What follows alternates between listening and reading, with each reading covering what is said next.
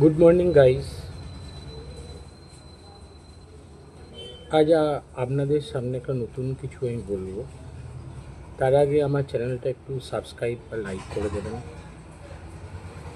আমরা অনেক সময় দেখি আমাদের মানি ব্যাগে পয়সা থাকে না, বা পয়সাটা আসছে আবার বেরিয়ে যাচ্ছে।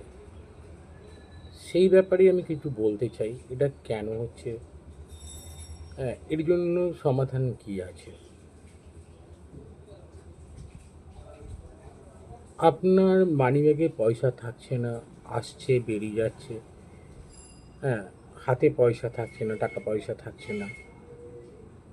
তার জন্য কি করুন, তার জন্য একটা লাল কাপড় নেবেন, তাতে দুটো লবঙ্গ নেবেন, দুটো ছোট এলাচ রাখবেন, আর দুটো কর্পূর রাখবেন। কর্পূর মানে যেটা আমরা জামা কাপড় দিয়ে ন্যাপথলিন সেটা না। কর্পূর মানে আমরা আরতির সময় ঠাকুরকে যে কর্পূর দিয়ে নিবেদন করি, সেই কর্পূর দেবেন। দিয়ে কি করবেন, লাল কাপড়টা খুব ভালো করে বাঁধবেন।